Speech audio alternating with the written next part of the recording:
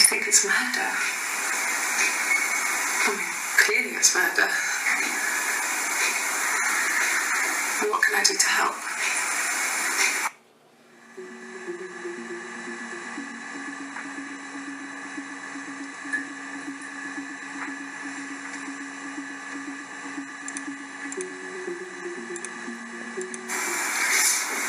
Yeah, that's me.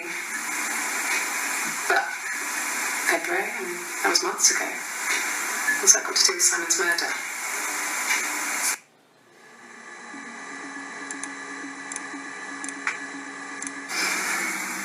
I didn't murder Simon. You've got it wrong.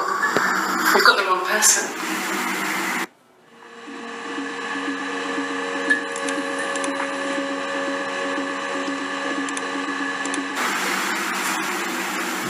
I'd like to speak to a lawyer now.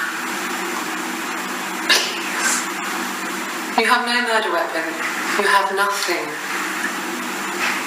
And all these stories we've been telling each other, just that. Stories.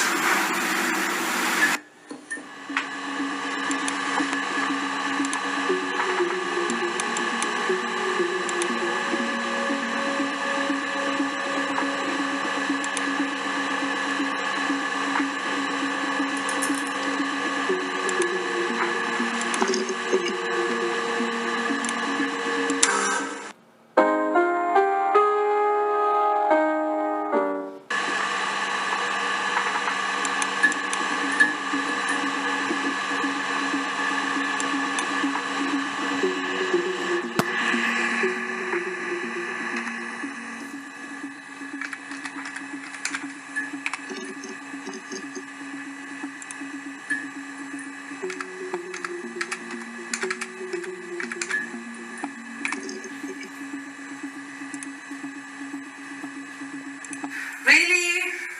Okay. Here's the rest.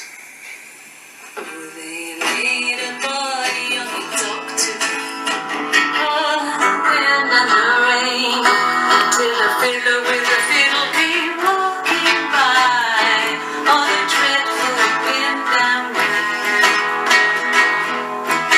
And he made a fiddle bow of her long hair. Oh, the wind and the rain. Yes, he made a fiddle bow of her long blonde hair. Oh, the dreadful wind and rain. And he made fiddle pegs of her finger bows. Oh, the wind and the rain. Yes, he made fiddle pegs from the finger bows. Oh, the dreadful wind and rain. And he made a fiddle out of her breast bone. Oh, the wind and the rain. The sound could pierce a heart of stone. Oh, the dreadful wind and rain. But the only tune that the fiddle could play was oh, the wind and the rain. Yes, the only tune that the fiddle could play was oh, the dreadful wind and rain.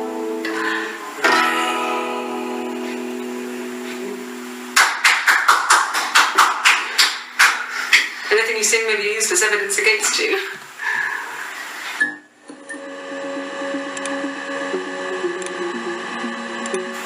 Rehearsed? You ask me the same question, you'll get the same answer. Is that your evidence? Of course I thought about what happened then. It's all I've thought about. My husband is dead.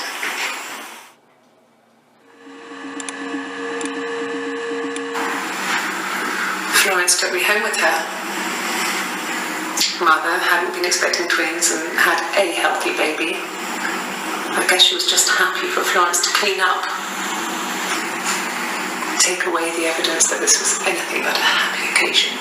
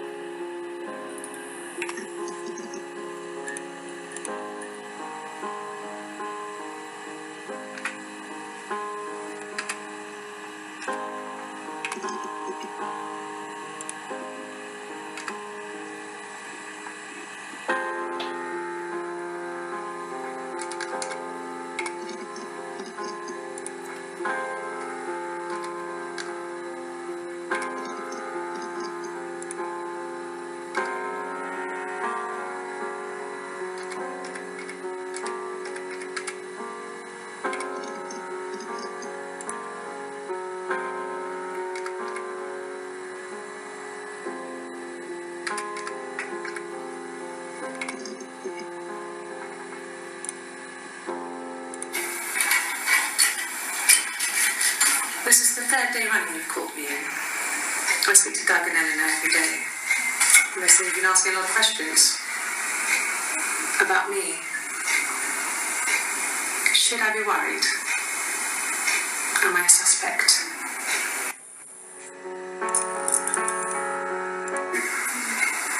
That should eliminate me as a suspect. If I was in Glasgow, can't be in two places at once.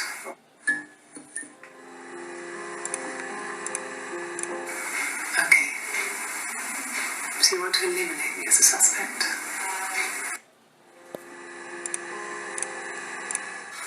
When you suspect someone of murdering their husband.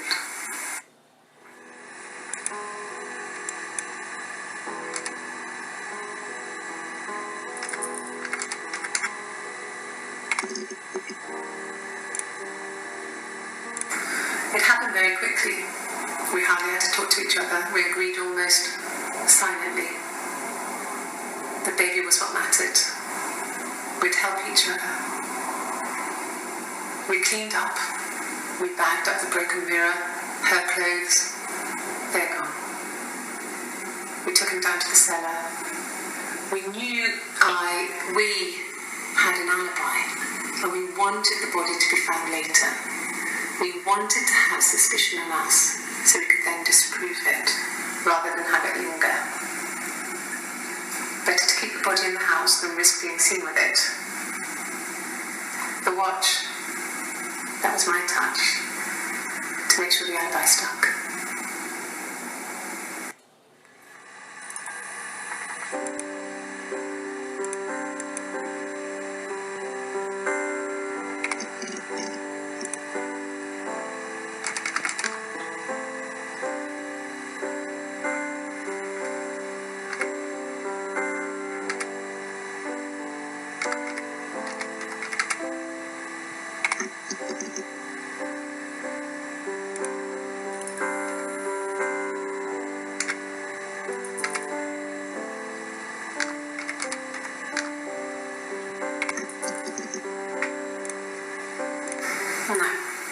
It was just me and her.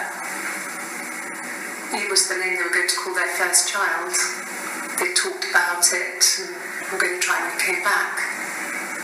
Florence's family had a history of firstborn girls, so they were convinced it was going to be a girl. It's hard to know if this is all true. These are stories I remember, that I read when I was a child. Maybe I misread. Maybe I misunderstood. Sometimes it's hard to remember what happened last week.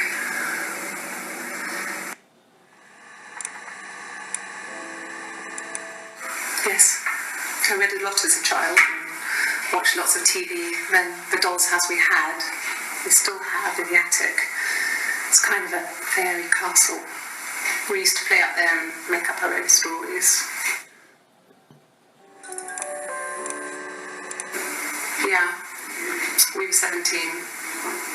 It was a nice wedding, people said. Simon looked very handsome in the photos.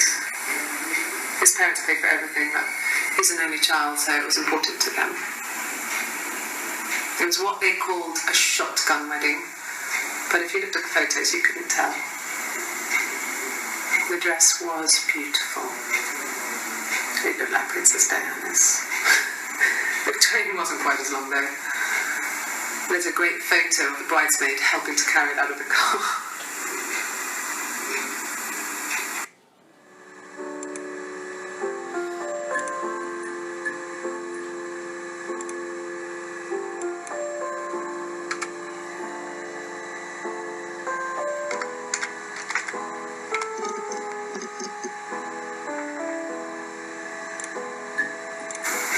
The bruise. I have a really fast metabolism, so stuff like that just comes and goes. I don't know if there's much more that I can tell you that I haven't already told the other policemen. I found the body.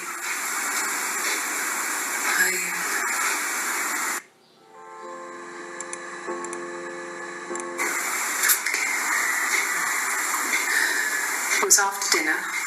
I'd spoken to Sam's parents on the phone. I looked up for an early night and I suddenly had this thought.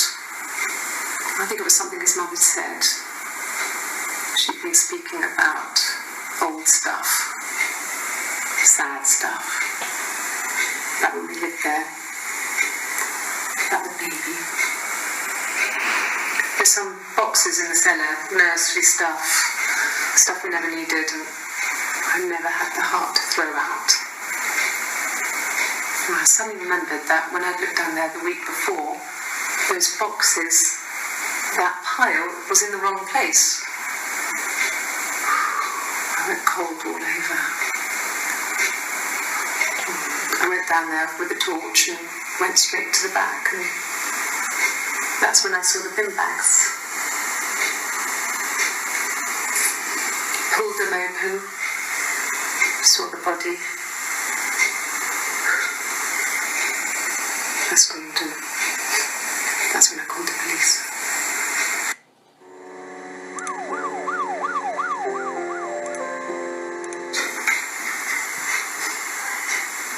His body didn't look real. And his throat didn't look like his throat had been cut.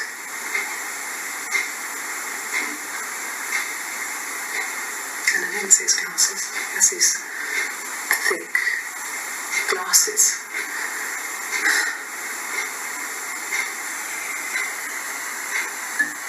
It doesn't always work.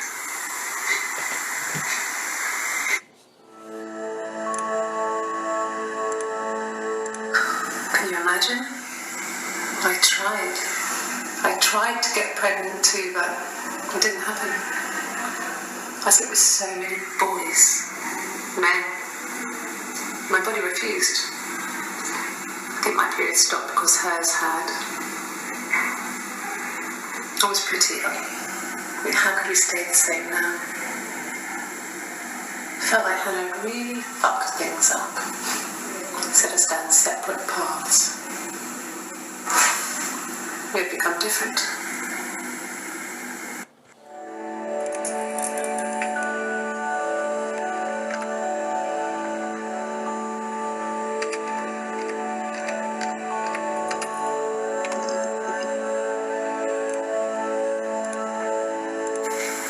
I haven't been into work. I guess I've just been waiting to hear from you, hear from my husband.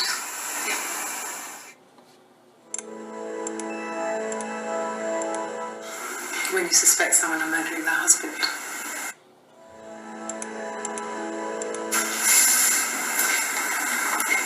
She's crying, I guess. She's sad because she thought she saw her husband with another woman. But it's okay, because she finds out it wasn't her husband, it was his brother. And so it's fine.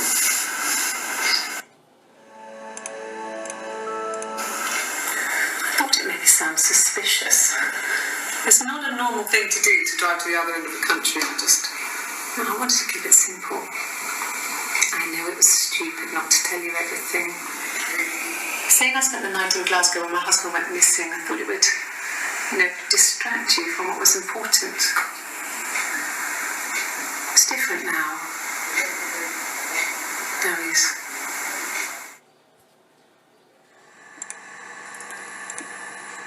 It was supposed to be a secret. Just because Simon is dead doesn't mean I have to give up all his secrets. It doesn't have anything to do with what happened to Simon.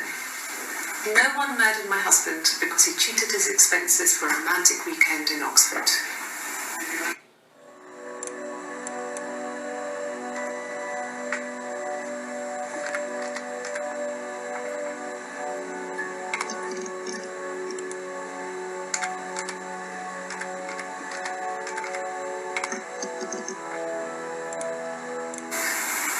Are you sure? What would he be doing in Oxford if there was no conference? I remember calling him. He said it was boring and he spent most of the time at the bar.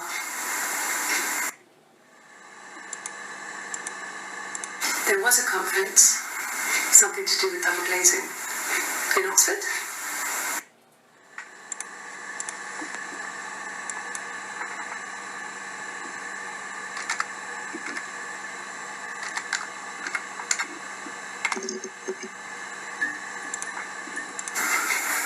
I guess you could call it that, but we were both happy to get married. It was a beautiful wedding. We had our first dance to Come Back and Stay. I'm not sure if that's a good wedding song, but I loved it. I chose it. It was genuinely our first dance. We'd never danced together before. It was probably awful to watch, but I enjoyed it. It felt like it was just me and Simon for that moment. Just the two of us.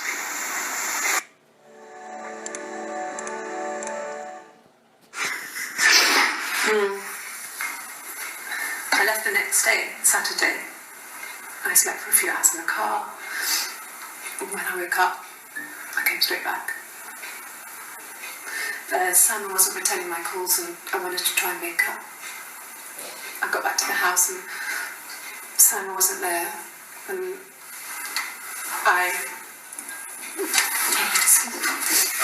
Is there a bin?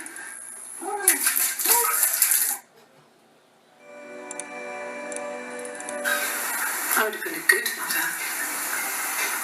I was young, but I would have been a good mother. She was a girl, by the way, the baby. We were going to call her Sarah. Simon wanted to call her Ava after his nana, but I didn't want her to have a symmetrical name.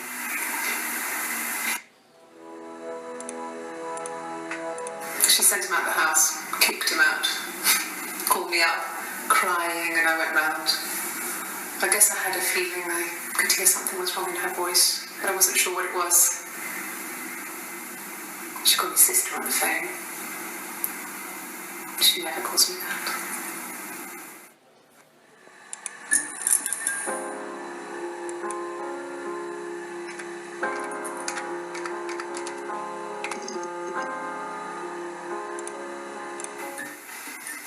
You want me to play something? I'm not the world's greatest guitar player. Okay? Probably needs some tuning. It's okay. How about a traditional ballad? Should be right up your street.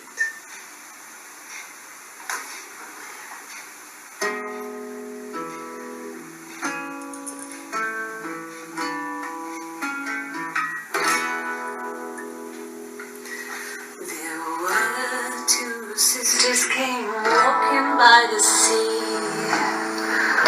Oh, the wind and the rain. The eldest one pushed the other one in. Oh, the dreadful wind and rain.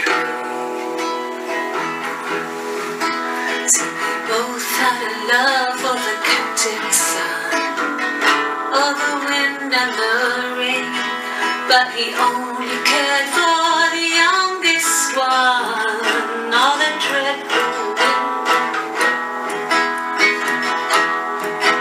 Oh, the eldest envied her sister fair. Oh, the wind and the rain, with a pretty little face and her long blonde hair. Oh, the dreadful wind and rain. Pushed her in and held her down. Oh, the wind and the rain watched her as she slowly drowned. Oh, the dreadful wind and rain.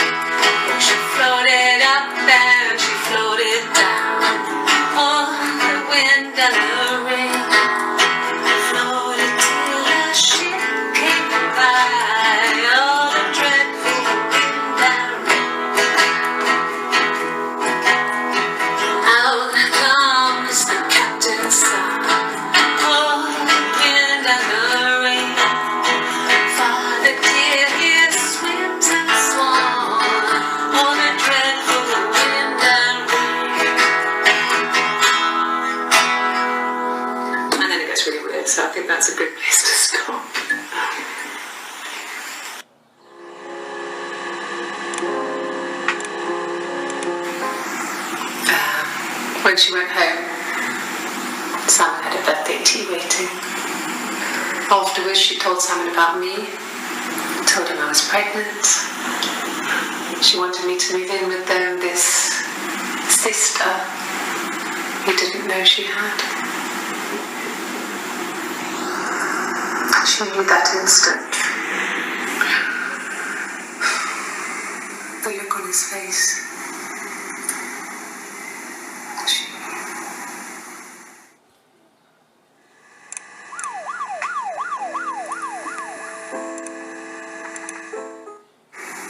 My sister is gone. And she's never coming back.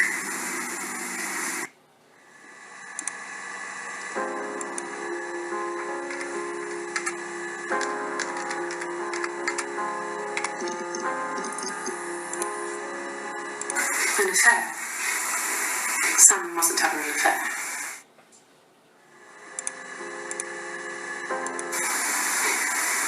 You're reaching here.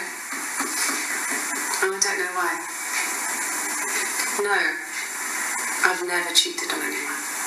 I've never taken anything from anyone. Simon is dead. But I have my baby to care for. Why are you trying to make me sad? Why are you so obsessed with sex and affairs? You cheated on your wife. Is this your thing?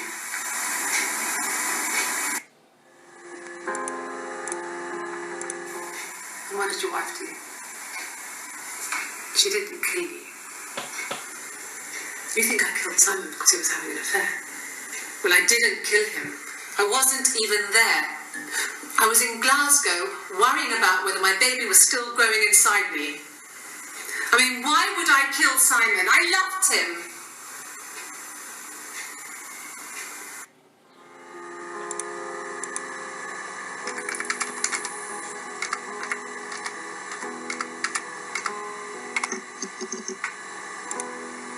I got in the car and I drove. I just kept driving north. Just kept going, just wanted to get as far away as I could. When I finally stopped, I was all the way up in Glasgow. I was so tired.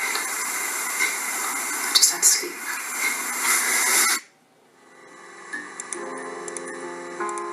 Yes. I got to Glasgow, I was exhausted, so I pulled over and slept in the car. I woke up because a rubbish truck went past. I got some petrol, bought a coffee and a pastry, tried calling someone from the payphone, and then headed back.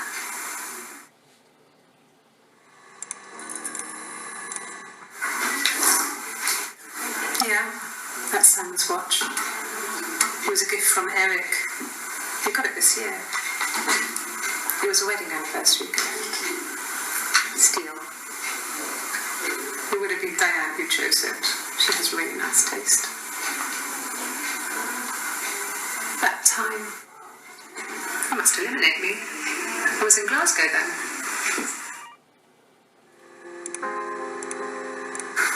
No, I don't think so. Glasgow was deserted that early in the morning.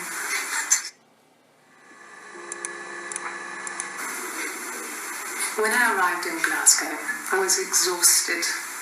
The streets were empty. I was driving badly. And I hit a taxi. Not a big crash, just paintwork. The guy was so pissed off because I didn't have a driving license on me. But when I told him I was pregnant, he made sure I got to the hospital so they could check me out. It was fine. The hospital must have details when I was looked at. There's a scratch on the car.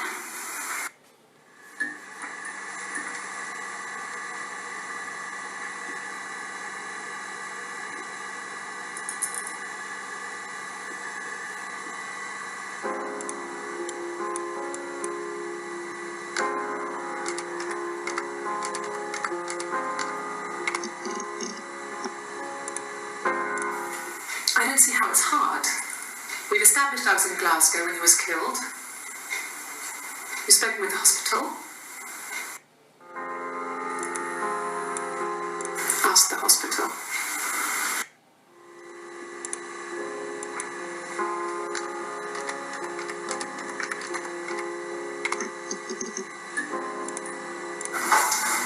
When beautiful people died, we always felt like it was a sign. You remember Princess Grace? Grace Kelly? She died in a car crash the year before we met Simon. We used a Ouija board to speak to her, and that gave us the power to find him. That's what we thought then. That people who died tragically leave some kind of magic behind. We used to share dreams. We used to wake up and write them down in our diaries immediately and compare them.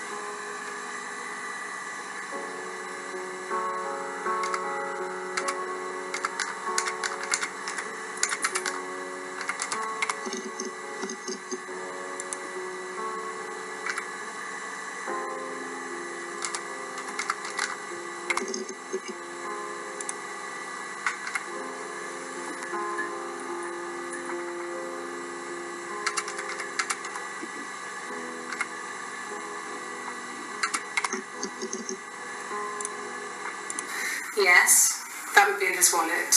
It's a Visa, a silver one. He doesn't like to spend money he doesn't have, so he usually pays with cash, but Eric convinced him to get one.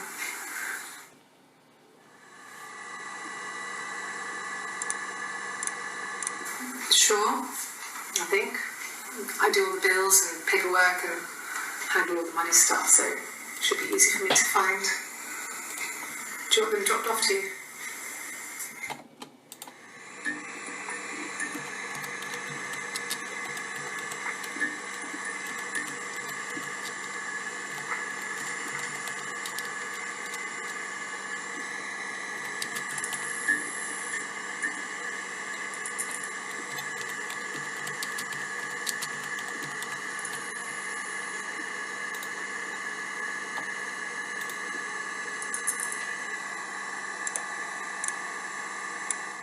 No. Everyone loved Simon. He's a glazier, he doesn't have much money. I don't know.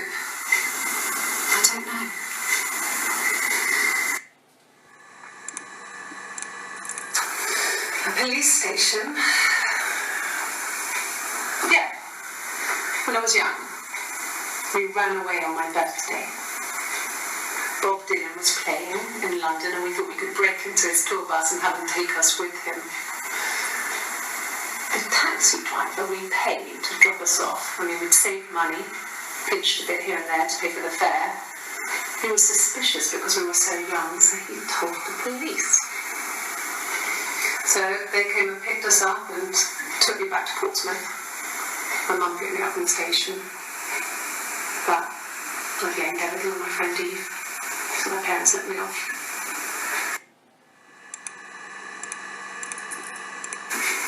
If you put me on, you've been framed. I want the money.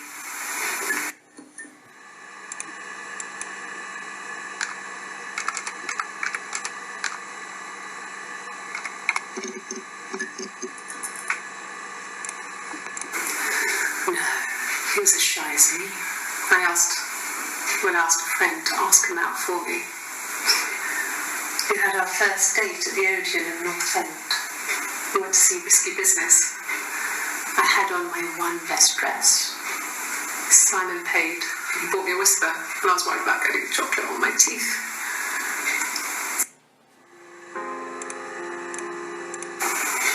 Simon's parents offered to put me out, but I don't think it would be a good idea. It would be too sad.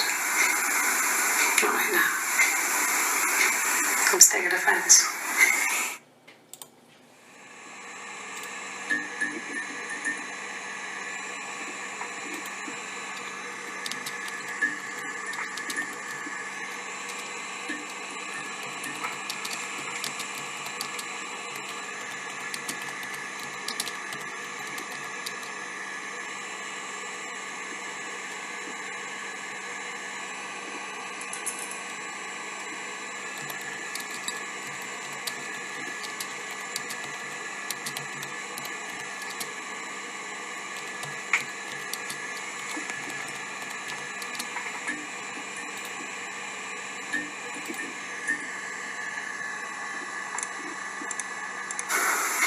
Well, my friend Eve, she was the same from when I was a kid.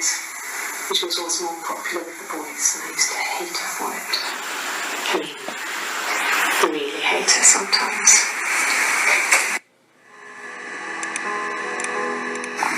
Mum and Dad never had any reason to notice. They were always busy. If Hannah was eating a lot, they didn't mind. She didn't put on any weight. That girl has a healthy appetite. If they heard us talking in the attic, they just thought it was Hannah playing one of her games, and that Eve was our imaginary friend. Once, she was already up and dressed and ready to go to school, and I snuck down for a piss. Mum saw me in my underwear, she went mad. Get dressed this instant! So I ducked into our bedroom, and seconds later, out came Hannah, dressed and ready. Mum was amazed.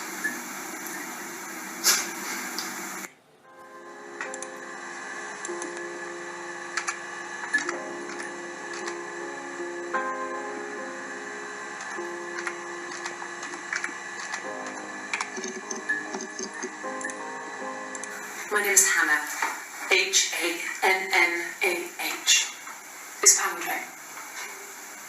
It reads the same backwards as forwards. It doesn't work in numeric though, it's not quite symmetrical, but well, you get the idea.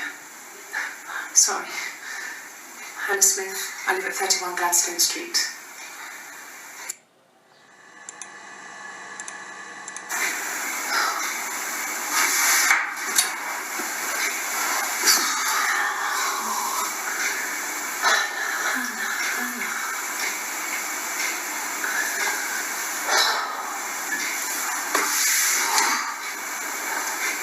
What are you doing talking about Eve?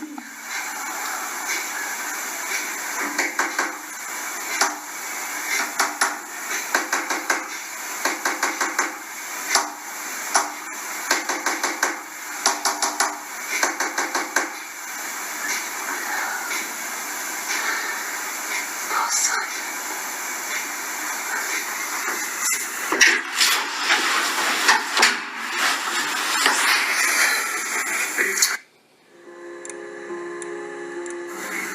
Yes, my name is Hannah Smith.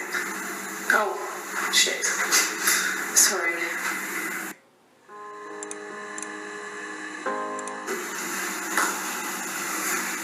Across the road, where my parents first lived there, was a midwife called Florence.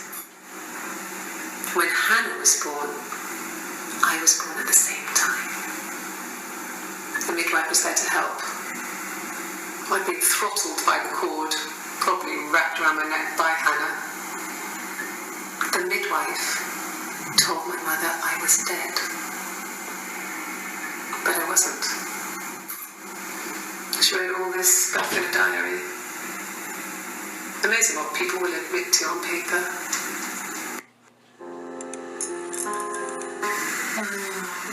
She recognised me from the window. She told me to come inside, and she hid me. They had made the attic into a place where Hannah could play. There was a dollhouse. She hid me up there. No one else ever went into the attic. It was her place.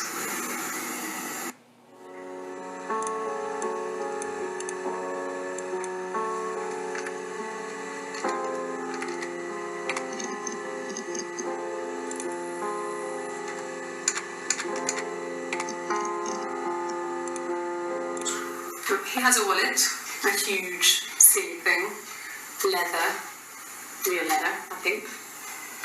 He packs it full of stuff, business cards, receipts, lottery tickets. He always carries it in his back pocket. I think that's why he's got a bad back. He sets the discs. I haven't seen it, so he must have it on him. He always takes it out of his back pocket before, when he comes in, if he's in the house.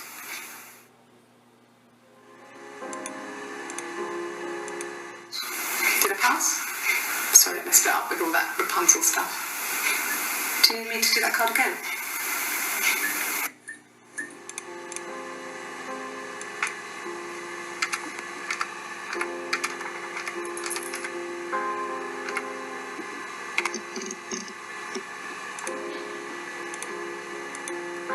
Yes. I inherited it from my parents, so it made sense to move back. Me and Simon. Felt like going back to old ways before the pregnancy. It reminded me of being a girl, the dollhouse in the attic, old things. We didn't sleep in my parents' bedroom for a long time. We decorated it as soon as we moved in, but it was another year before we started to sleep in there.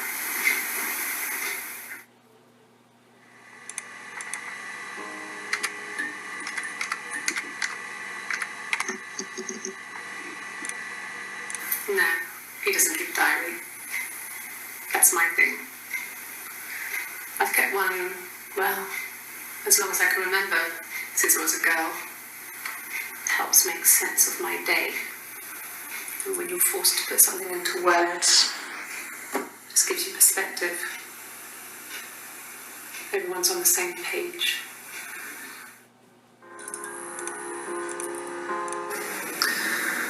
Florence was a warm, kind person.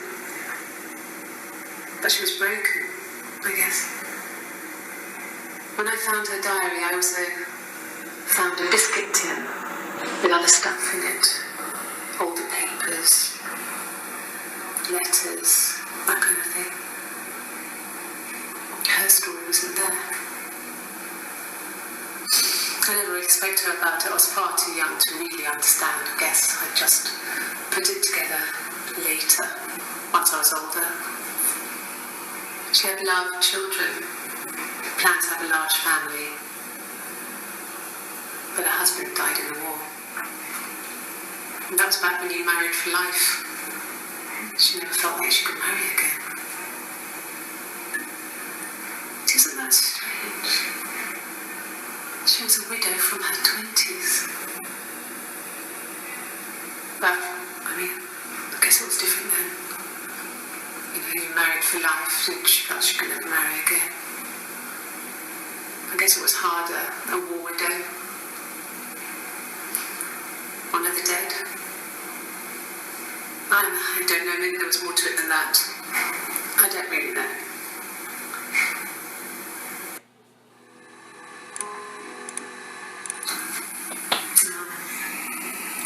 When I was 8, Mother died. She slipped down the stairs. It was an accident. I had read a diary at that point, and I knew she wasn't my real mother. So I burned the diary that day, and I left. Walked out and across the street.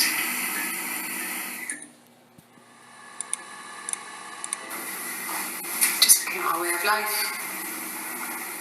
We would swap places and take it in turns to do things, and we were very careful. Whoever had been out that day would come back and write a detailed diary so that we were on the same page. We had a list of rules that said what we could and couldn't do in any given situation. It was exhaustive. We lived a second life through those rules. Rules for things that could only ever happen inside our imaginations. We would consider all the permutations of future events and agree rules to walk our way through them.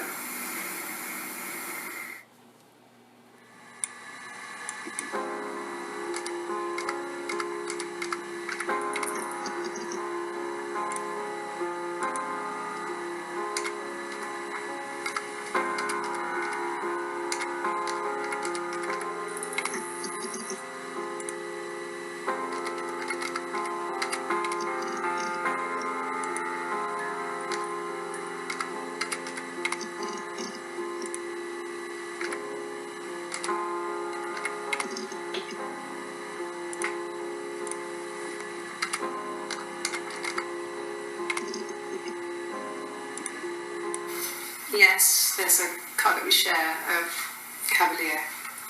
And a van he uses for work. It's owned by Eric, but we look after it. Both of them are there now, parked on the street. I'm not sure about the keys for the van.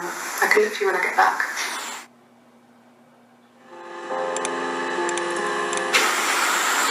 I wasn't in the house all of Friday night. After the argument, after Simon left, I left too. I was upset and I wanted to get away. So I took the car.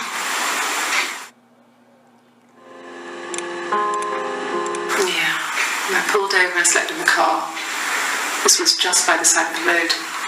I was exhausted.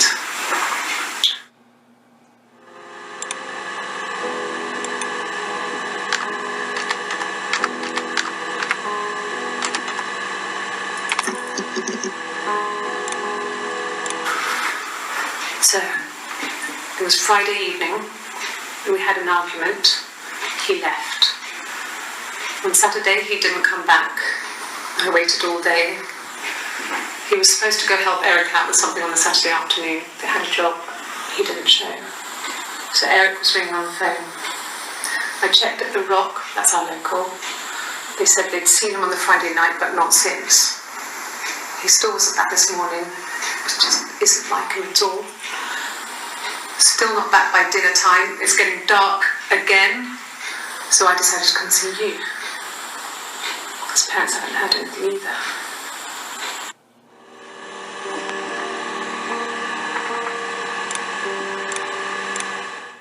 No.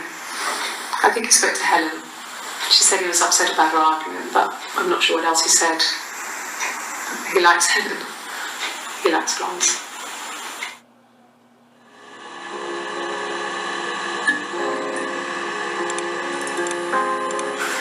He's married couple stuff. A stupid argument, nothing specific. No one knows how to push your buttons better than those you're close to.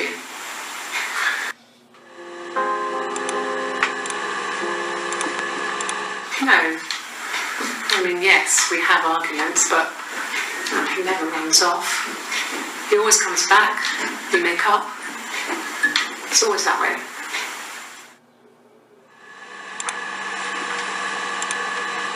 Yes. He left after the argument. It was about 8 o'clock.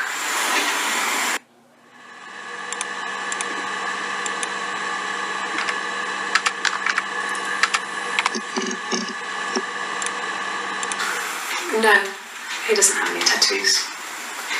He has a scar down here near his stomach, past his hip. Cut himself with some glass. That was before, a long time ago. He looks just like the photo. He's not got his glasses on here though. He takes them off for the camera. But he needs them to see properly, you know, when he has to read a newspaper or a menu in a restaurant. Not books so much, or watching TV. He likes TV.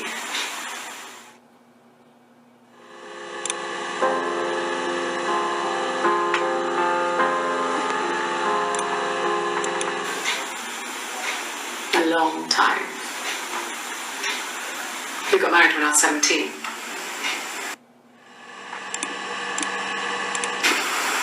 Well, Eric was like an uncle to him. They were pretty close. They spend a lot of time with each other, especially when they have to go to conferences. Have you met his wife, Diane?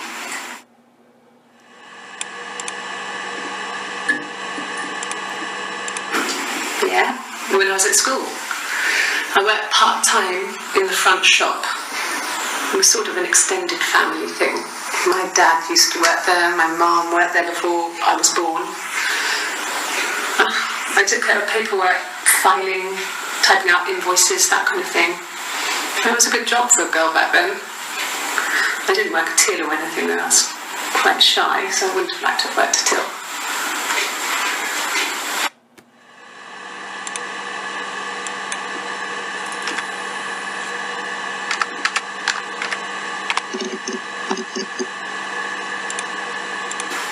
He was wearing a shirt, has a blue turtleneck shirt and jeans. He has a watch. It's a really nice one. That was a gift from his boss, Eric. He had his coat, a long grey duffel coat, black panties and bear. He would have taken that with him. It's not in the house.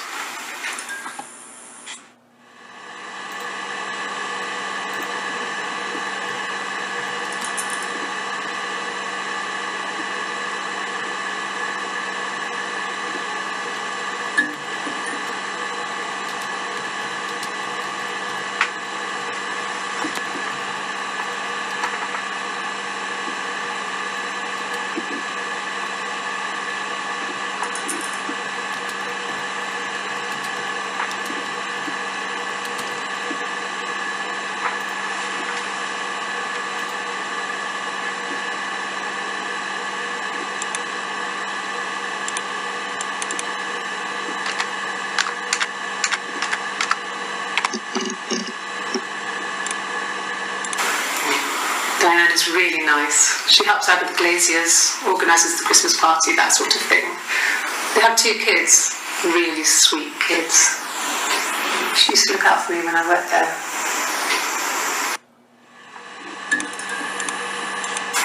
No, not really. He would go to the pub. He had his drinking buddies there, but no one ever really came back to the house. Sometimes Eric, his boss, and his wife would come over for dinner.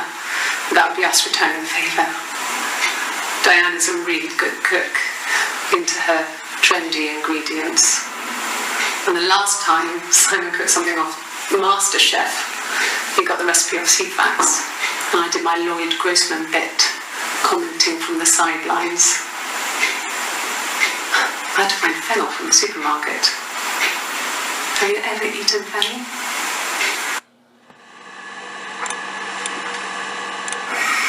Simon and Eric arguing?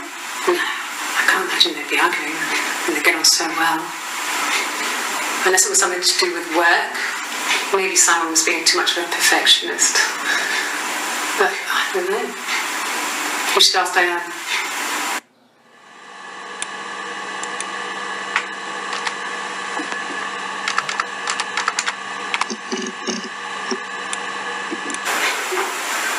Yes. We'd fight. We fought on the beach once and I held Eve's head underwater. There was no one else around.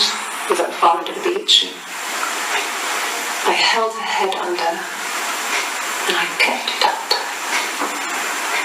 And for a moment, I just wanted to kill her and watch her drown. But that was it. It was just a moment. We made up afterwards. It was a love-hate relationship.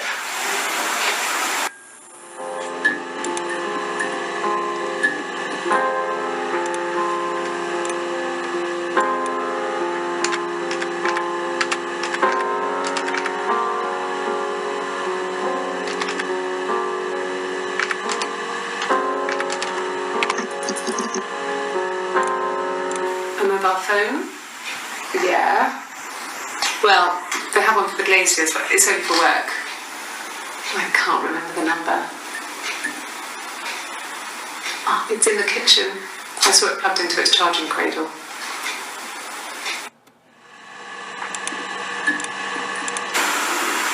I did.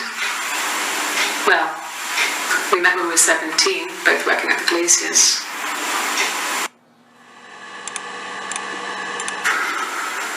We couldn't afford our own place. Simon dropped out of school, went full-time at the glaziers. That was Eric's generosity. We moved in with his mum and dad. They had a spare room for us and the baby if it came. It was a nice change, time to myself, living there for those months, full of hope.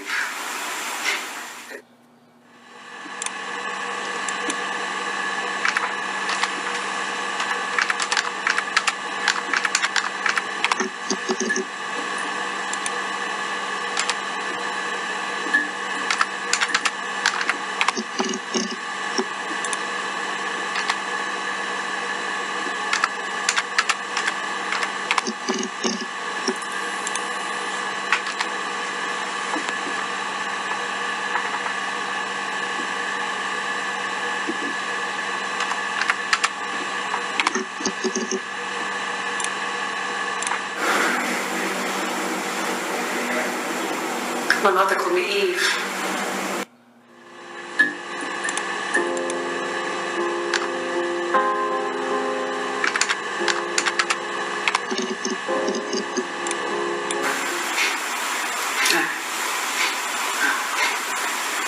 The whole thing was wrong.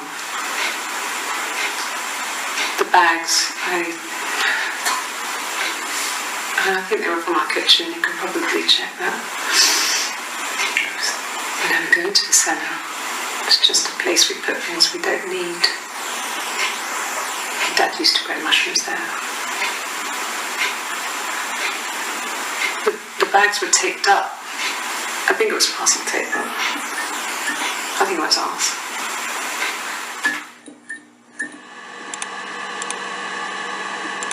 Yes, yeah. I would have cleaned them. I changed the sheets too, with the fingerprints in all those places.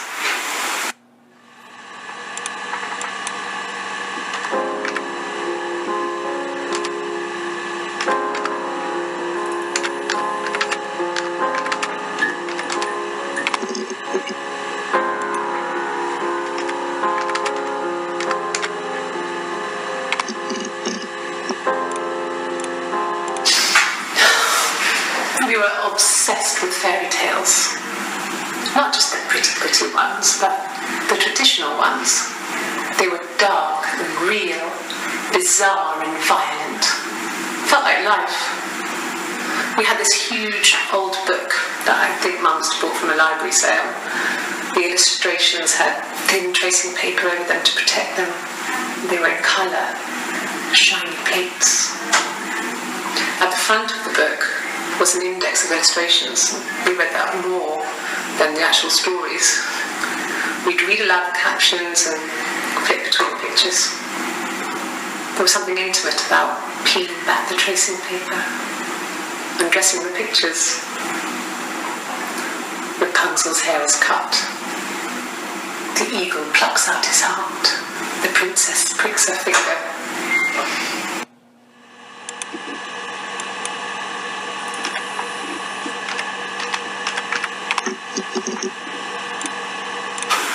When will the police let me back in the house? And they let me take a bag of clothes with me, but...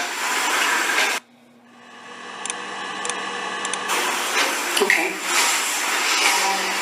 I parked up on the street. It was busy, so I had to park down the end of the road. Walked up, knocked on the door, no answer. I took my keys out of my bag and unlocked the door. The main lock was unlocked. You could tell because the key doesn't turn when you try to turn it to the left. I walked in. Simon's coat wasn't on the peg. I couldn't see his shoes in the shoe rack. I shouted out. I walked straight into the kitchen because he usually sits in there to have a cup of tea and read his paper, but he wasn't there. I touched the kettle. It was cold. I looked quickly in the living room. Nothing. So I walked upstairs to the bedroom and he wasn't there. I didn't search for him because it was pretty clear he wasn't there. I had a shower. The phone rang whilst I was in the shower. I didn't answer it. I think it was Eric. Then I was just exhausted. So I lay down on the bed and I fell asleep, though I didn't mean to. I woke up a couple of hours later and I was surprised to see no one in the bed next to me. And then I remembered where I was and what had happened. That's when Eric called again. This time I spoke to him. Then I called Doug and Eleanor. And then I decided to come and see you. Eleanor?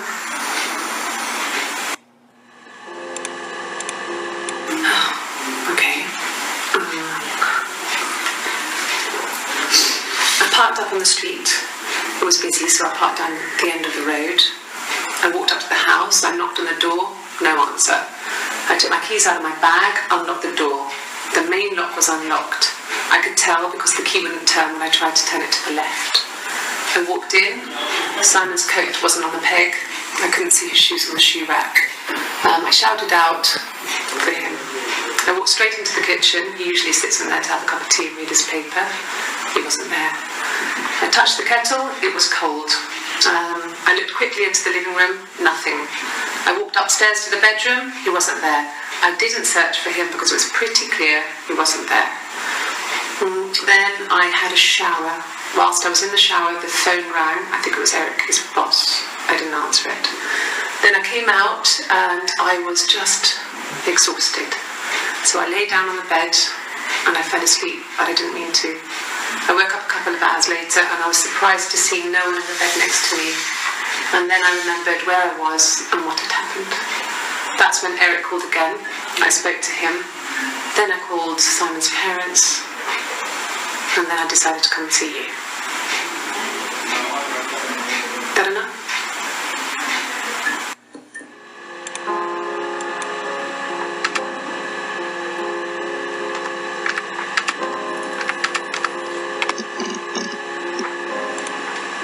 Yeah. I've been round to Doug and Eleanor's and they're very worried.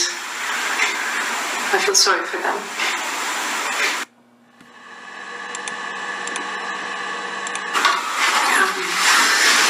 I dust every week, maybe less. I once asked Eleanor how often I should dust, and she said, if people ask, tell them you do it once a week, but every few weeks is okay. I think she was just trying to make me feel better. I mean, when I was there, she was hoovering every day, ran an ordered house. You know how that generation is, putting on a brave front. She has secret stashes of cigarettes. Doug doesn't even know she smokes. When I was there, I saw her. She has these sort of porcelain vases, ornamental, next to the Reader's Digest books. Cigarettes inside. And she still has them. I mean, last time I was there, I looked in a vase. There was a fresh pack. I mean, all those years of marriage. And she still has a secret like that.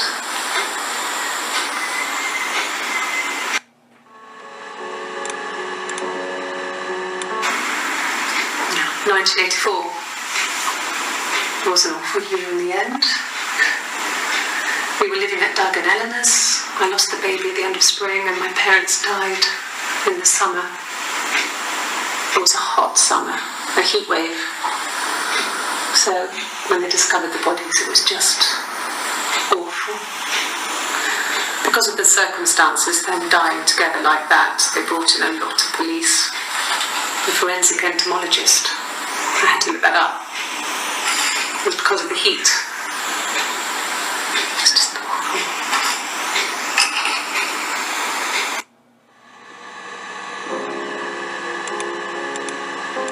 Yes. I speak with Eleanor at least once a day. Not that there's anything much to say. It's been